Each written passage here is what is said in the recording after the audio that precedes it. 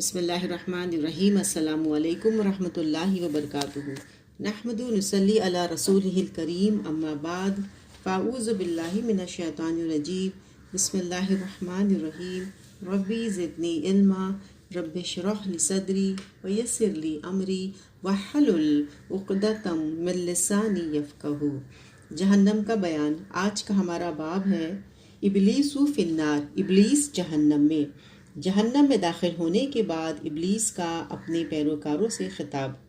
سورہ ابراہیم آیت نمبر 22 میں آتا ہے، جب فیصلہ کر دیا جائے گا تو شیطان کہے گا، حقیقت یہ ہے کہ اللہ تعالیٰ نے جو تم سے وعدے کیے تھے وہ سب سچے تھے، اور میں نے تم سے جتنے بھی وعدے کیے ان کی خلاف ورزی کی، اور ہاں، میرا تم پر کوئی زور تو نہ تھا، میں نے اس کے سوا کچھ نہیں کیا کہ اپنے راستے کی طرف تم کو دعوت دی، تم نے خود ہی میری دعوت پر لبیک کہی۔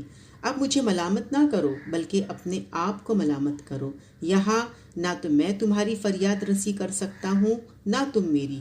اس سے پہلے جو تم نے مجھے اللہ کا شریک بنا رکھا تھا، میں اس سے بری الذمہ ہوں۔ ایسے ظالموں کے لیے دردناک عذاب یقینی ہے۔ پھر ابلیس کا عبرتناک انجام۔ قیامت کے روز سب سے پہلے ابلیس کو آگ کا لباس پہنایا جائے گا۔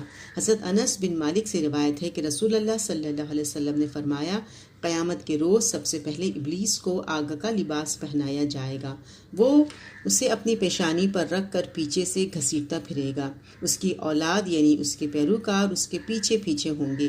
ابلیس اپنی موت اور ہلاکت کو پکارتا پھر رہا ہوگا، اس کے پیروکار بھی موت اور ہلاکت کو پکاریں گے، حتیٰ کہ جب وہ آگ کے اوپر آ کھڑے ہوں گے تو ابلیس کہے گا، ہائے موت۔ اس کے ساتھ اس کے پیروکار بھی یہی کہیں گے، ہائے موت۔ اس وقت ان سے کہا جائے گا، آج ایک موت کو نہیں بلکہ بہت سی موتوں کو پکارو۔ سورہ فرقان آیت نمبر 14، اسے احمد نے روایت کیا ہے۔ پھر ہے یاد ماضی۔ جہنم میں ایک نیک صالحہ دوست کی یاد اور اس کی تلاش۔ سورہ سواد آیت نمبر 62 سے 64 میں آتا ہے، جہنمی آپس میں کہیں گے، کیا بات ہے، یہاں ہم ان لوگوں کو نہیں دیکھتے جنہیں ہم دنیا میں برا سمجھتے تھے، ہم نے یوں ہی ان کا مذاق اڑایا، یا ممکن ہے وہ یہیں کہیں ہوں لیکن نظروں سے اوجھل ہوں۔ بے شک یہ بات سچ ہے کہ اہل جہنم میں اس قسم کی بحثیں ہونے والی ہیں۔ پھر جہنم میں ایک گمراہ اور بے دین دوست کی یاد۔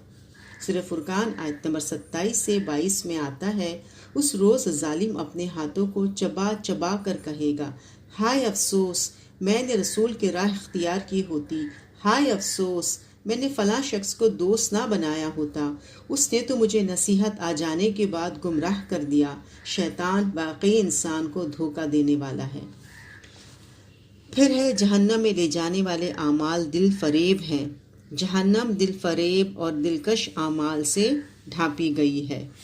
حضرت ابو ہریرہ سے روایت ہے کہ رسول اللہ صلی اللہ علیہ وسلم نے فرمایا، جب اللہ تعالیٰ نے جنت اور جہنم پیدا فرمائی تو حضرت جبرائیل کو جنت کی طرف بھیجا اور فرمایا، جاؤ اور جنت کا نظارہ کرو، اور جو نعمتیں میں نے جنتیوں کے لیے پیدا کی ہیں انہیں دیکھو۔ جبرائیل علیہ السلام آئے اور جنت اور جنتیوں کے لیے پیدا کی گئی نعمتیں دیکھی، اور پھر اللہ تعالیٰ کی خدمت میں حاضر ہوئے اور عرض کی، تیری عزت کی قسم، جو بھی اس کے بارے میں سنے گا وہ ضرور اس میں داخل ہوگا۔ پھر اللہ تعالیٰ نے فرشتوں کو حکم دیا جنت کو مشکلات اور مصائب سے ڈھانپ دیا جائے۔ تب اللہ تعالیٰ نے حضرت جبرائیل علیہ السلام کو دوبارہ حکم دیا، پھر جاؤ اور جنت اور جنتیوں کے لیے میں نے جو نعمتیں تیار کی ہیں انہیں دیکھو۔ حضرت جبرائیل علیہ السلام گئے تو جنت مشکلات اور مصائب سے ڈھانپی ہوئی تھی، چنانچہ اللہ تعالیٰ کی بارگاہ میں حاضر ہوئے اور عرض کی، تیری عزت کی قسم، مجھے ڈر ہے کہ اس میں کوئی بھی داخل نہیں ہو سکے گا۔ پھر اللہ تعالیٰ نے حکم دیا، اب جہنم کی طرف جاؤ اور اسے دیکھو، اور جو عذاب میں نے جہنمیوں کے لیے تیار کیے ہیں انہیں دیکھو کہ کس طرح اس کا ایک حصہ دوسرے حصے پر سوار ہے۔ حضرت جبرائیل علیہ السلام سب کچھ دیکھ کر واپس لوٹے تو عرض کی، تیری عزت کی قسم، کوئی شخص ایسا نہیں ہوگا جو اس کے بارے میں سنے اور پھر اس میں داخل ہو۔ اللہ تعالیٰ نے حکم دیا اور جہنم کو شہوات و لذات سے ڈھانپ دیا گیا۔ تب اللہ تعالیٰ نے حضرت جبرائیل علیہ السلام کو فرمایا دوبارہ جاؤ۔ حضرت جبرائیل دوبارہ گئے، سب کچھ دیکھا اور عرض کیا تیری عزت کی قسم مجھے ڈر ہے کہ اب تو اس سے کوئی بھی بچ نہیں پائے گا، ہر کوئی اس میں داخل ہوگا۔ اسے ترمذی نے روایت کیا ہے۔ پھر حضرت انس بن مالک کہتے ہیں کہ رسول اللہ صلی اللہ علیہ وسلم نے فرمایا جنت ناگوار چیزوں سے گھیری گئی ہے اور جہنم خوشگوار چیزوں سے گھیری گئی ہے۔ اسے مسلم نے روایت کیا ہے۔ پھر دنیا کی رنگینیوں کا انجام جہنم ہے۔ حضرت ابو مالک اشعری کہتے ہیں کہ میں نے رسول اللہ صلی اللہ علیہ وسلم کو فرماتے ہوئے سنا ہے دنیا کی مٹھاس آخرت کی کڑواہٹ ہے اور دنیا کی کڑواہٹ آخرت کی مٹھاس ہے۔ اسے احمد اور حاکم نے روایت کیا ہے۔ پھر اللہ تعالیٰ کی نافرمانی کرنے والے کاموں میں بڑی لذت ہے۔ حضرت ابو ہریرہ سے روایت ہے کہ نبی اکرم صلی اللہ علیہ وسلم نے فرمایا دنیا مومن کے لیے قید خانہ اور کافر کے لیے جنت ہے۔ اسے مسلم نے روایت کیا ہے۔